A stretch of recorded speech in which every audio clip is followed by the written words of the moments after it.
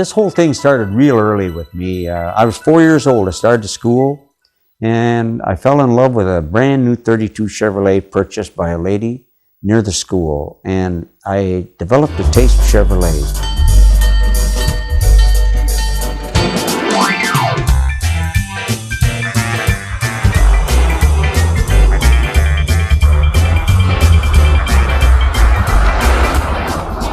Louis Chevrolet came to New York from Montreal in the early 1900s, and Louis was a natural mechanic, just a natural.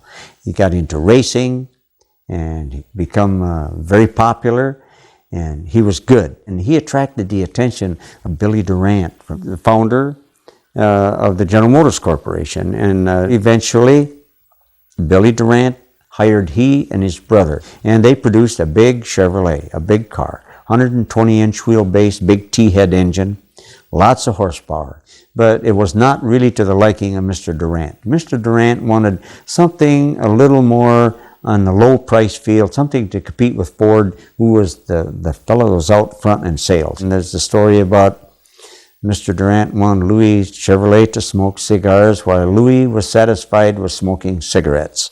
And he did. And Mr. Chevrolet told Mr. Durant, I gave you my name, and I gave you my services, and I helped you build a new car, but I'm not selling myself to you. And he left. By the mid-1920s, Chevrolet was the second best-selling car in America, outsold only by Henry Ford's Model T. Price, of course, was an extremely important factor, and one brochure for the two-door coach very prominently displays a price of only $645. In 1929, Chevrolet's next step was to introduce a six-cylinder car, and again, price was emphasized in the sales brochures along with a few technical details, but price to a large extent was what sold the car.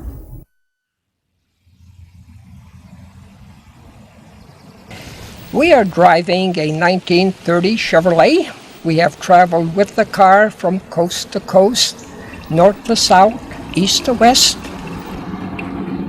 The car travels best at 40 miles an hour. I drive for 1 hour, and Rita could hardly wait until it's her turn. Then we will pull off to the side of the road, change seats, and Rita drives for an hour.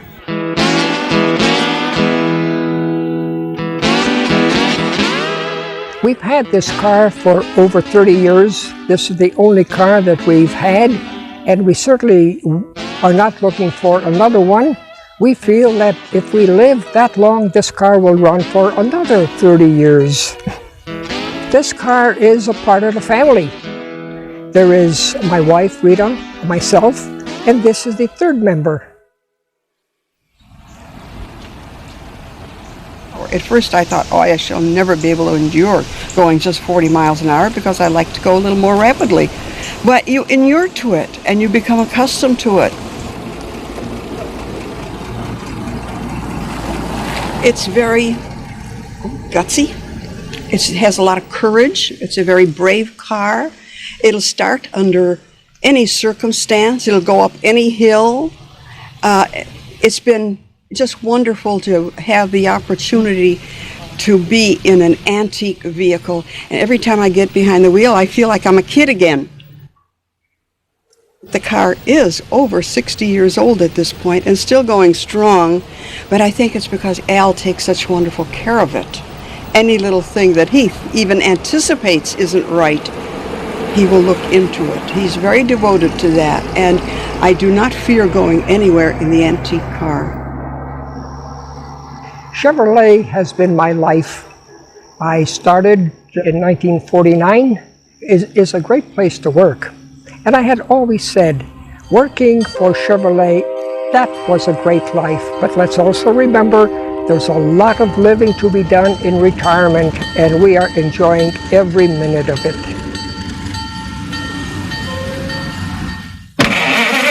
The six-cylinder engine was popular until Chevrolet came out with an eight-cylinder. That was 1955, many years after the in 1930, 1929 was developed. You have to realize that these are mechanical brakes, and you have to allow additional time for stopping. The transmission is a non-synchro mesh. Chevrolet didn't have a synchro mesh until 1932. It's a lot of fun.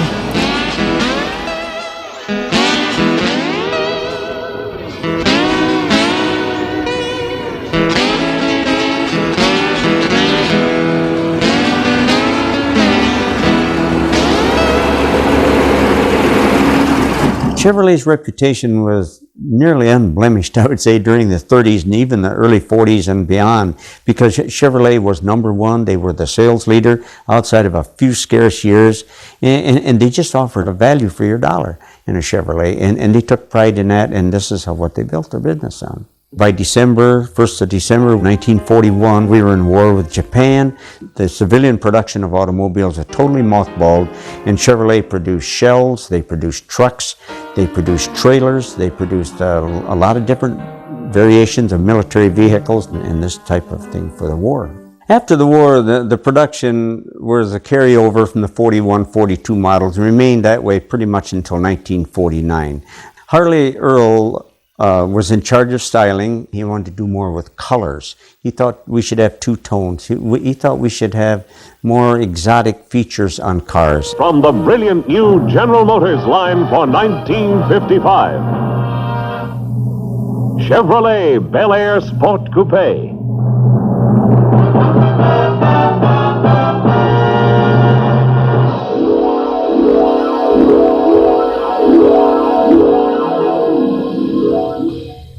This is a 1955 Chevrolet, top of the line, a Bel Air convertible. America had fallen in love with the automobile. There was a radical vein of independence that raced through the American heart, and everyone could now own a car. It was possible to go down and put a few $100s down and actually finance a car, which was relatively new thinking in the United States. It was designed so the average blue-collar worker could buy it and enjoy it. In fact, in 1955, Chevrolet manufactured 41,000 convertibles. And the production figures for 1955 exceeded 1.7 million units. So consequently, Chevrolet really began to be the name in America. In the late 80s, Chevrolet was asked to be the pace car again at the Indy 500. And what they wanted to do was to develop a small museum near the 500 where they could show off all the pace cars that they'd had from the previous times. This is the only 55 pace car to have actually been at the 500 on two separate occasions. In 1955, Chevrolet introduced the phrase, the hot one. And in 56, they enlarged on that and it became the hot gets hotter. And in the 1957, it was sweet, smooth, and sassy. Standard steering. If you couple that marketing genius together with the interstate road system that really began to come into its own by the mid-50s, you can understand how America could really see the USA in their Chevrolet.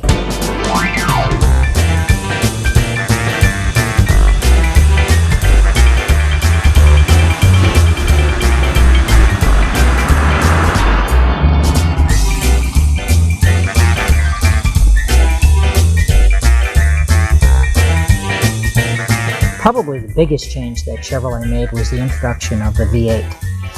Chevrolet was not the first one to put a V8, of course, in a regular production car. Ford had been doing that for a number of years. But there was something about the V8 that Chevrolet introduced in 1955, something that Chevrolet captured that literally they never let go. During the 1950s, horsepower was not the only selling factor. The variety of colors and combinations of colors had become a very strong selling point. 466 kinds of beauty for 1957 were offered. Matador red, tropical turquoise, canyon coral, highland green, dusk pearl, all of which could be combined with secondary colors such as India ivory, imperial ivory, onyx black, and it just went on forever. I don't remember my grandfather or my aunts and uncles driving a 1955 Chevrolet. My neighbor did. It was a tropical turquoise and India ivory car that I remember as a child loving very much. He used to take us everywhere in it. It is my opinion that no other era will ever captivate the automobile heart the way that the 1955, 56, and 57 Chevrolet did. This car is very special to me. I've owned it for almost 20 years. I've brought many of my friends' first babies home from the hospital. I've chauffeured for weddings and bar mitzvahs. I've just spent many fun hours and great times cleaning and working on this old red and white convertible. It's very, very special. While all this other hoopla was going on for the middle 50s cars, there was something else happening in the background that a lot of people didn't know until it all at once it hit. There was a terrific introduction of a brand new sports car. Nothing like it had ever been produced in this country before.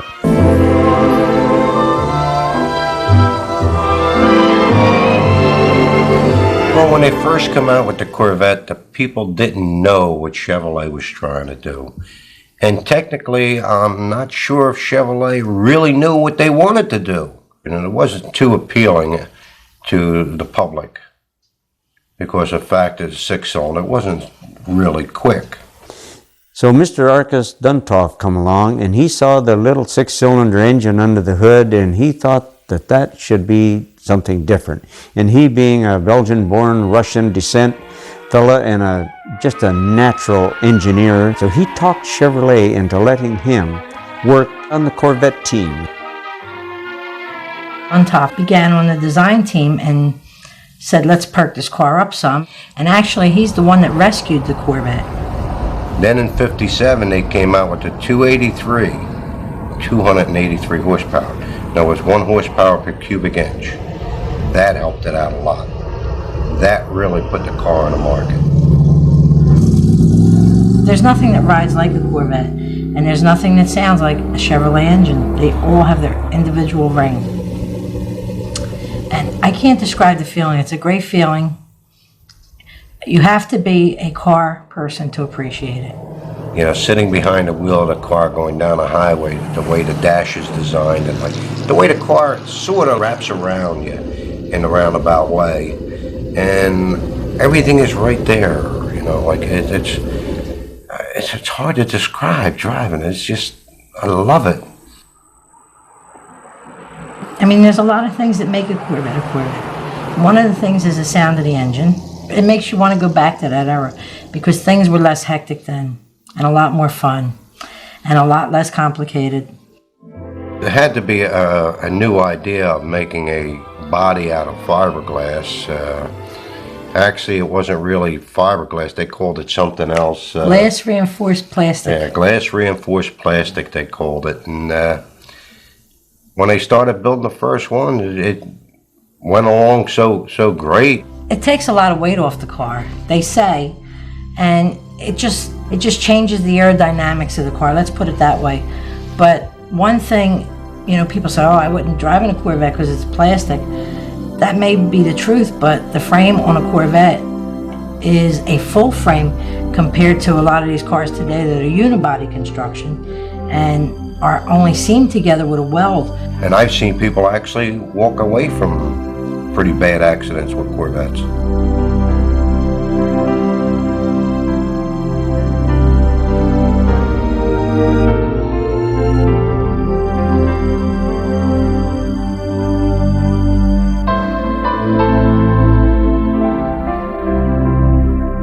He has the 57 and I have the 87. My oldest daughter has the 79. My other daughter has the 65 convertible. She just had a baby, so we're going to have to get her a Barbie Corvette. Now, I don't mean a plastic one, I mean a fiberglass go-kart. And we'll have to get it painted pink. And my other daughter, she had an 81, and her son has a 95 pace car go-kart. After driving drag racing cars and all, and being away from drag racing for like about 15 years now, When I get in that car and I start going down the highway, and knowing that it's got dual 4 barrels and it's a 4-speed, I kind of go crazy. I go berserk. And I got to step on the gas and I got to try and bang the gears. And all it does is get me in trouble with the local police down here. You know, right now I got to bide my time a couple more months and all the points come off of my license, then I can go crazy again. And it is baseball, apple pie, and Chevrolet. You know, it's a little bit of everything. That's what a Corvette is. It really, truly is. The original 1953 Chevrolet brochure was a very simple little piece of stiff paper, about 3 inches by 5 inches, showing the car not in color. After 10 years on the market, the Corvette had proven itself a very saleable car. And the 1963 Corvette brochure, which introduced the distinctive Stingray coupe, was much more in keeping with the nature of the car. The 1963 got a chassis that was as technologically advanced. It was independent suspension all round. This suddenly made the 1963 Corvette the best handling American car you could buy. And of course Americans love their big engines, they love acceleration, and with independent suspension you don't lift one wheel and spin it when you put your foot down hard. Both wheels dig into the tarmac and off you go.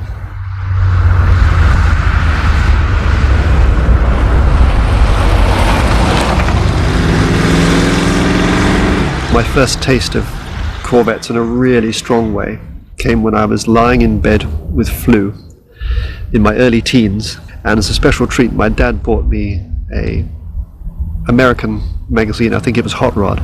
In this magazine there was a picture of a 1963 split window like this one, drag racing with smoke coming off its tyres, hubcaps removed and bumpers, and I just thought it was the most beautiful car I'd ever seen, and I knew I had to have one.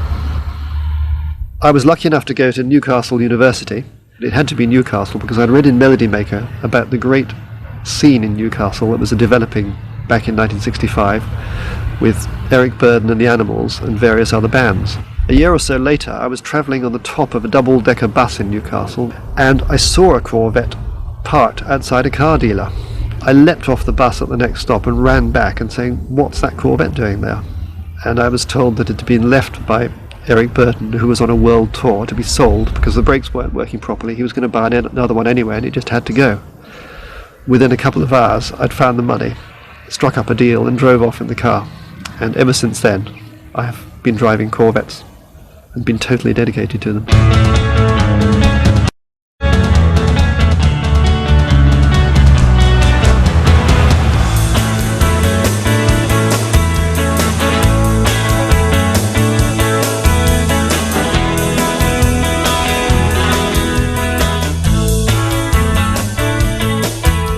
Styling of the Corvettes is so superb.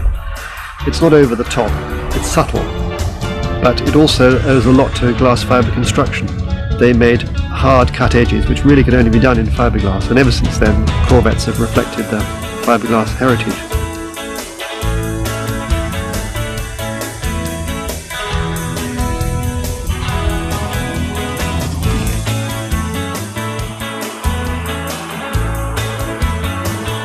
Bill Mitchell became head of styling staff, as it was known in those days, in the early 60s, and he was absolutely the man behind this. So Bill would say to his styling guys, "Look, the only test for this car is if we take it past the local schoolyard, will all the boys stop playing, run up to the fence and whistle. If the boys whistle, then you know you've got it right."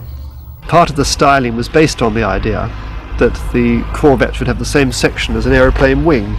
Unfortunately, it was found that it has a tremendous negative pressure area over the whole top of the hood or the bonnet of the car, and when I have driven one of these cars at 145 I have experienced very, very light feeling at the front and the steering really going very light indeed. Taking your foot off instantly slams the back end down again. You think, well, I better not be so naughty and go this fast again. It must be said that in 1964, after only 1 year of production with this divided back window, it went to a single back window. There had been complaints you couldn't see police cars following you and all this sort of stuff. But I like it because it's so uncompromising. It's a bold statement. I mean, a sports car is not a practical vehicle anyway. So the split back window is not practical. So what? It just looks absolutely great.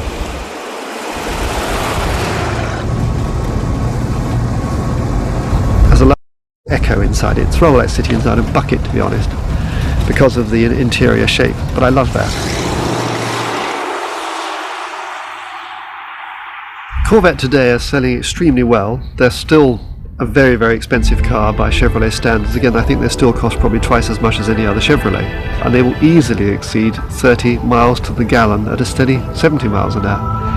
I don't think this was the way Chevrolet planned it, but it's in response to government legislation which demanded extreme efficiency. This is the way the cars have ended up, and I love it.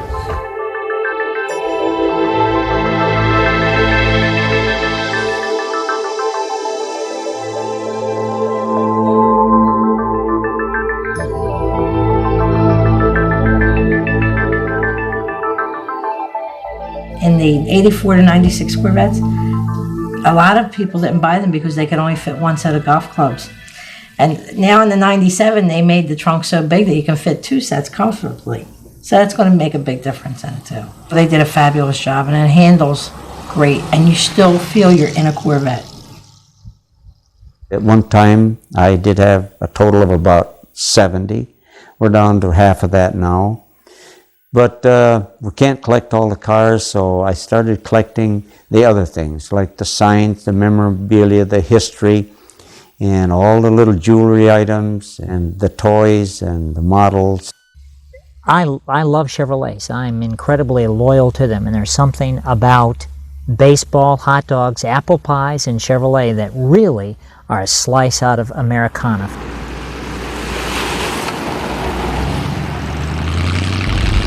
I've just passed 50 years old, and I've been driving Corvettes now for about 25 years. But I've still got more than 25 years to go, because my father is 82 and he's driving a 1989 Corvette, and he drives it extremely fast. And I think we both agree that driving Corvettes makes us feel great and puts a big grin on our faces. I acquired a name, Mr. Chevrolet, and it would be pretty hard to be disloyal to that today. So I'll continue with Chevrolet regardless of what they put out and what the product is. I will drive Chevrolets till the end.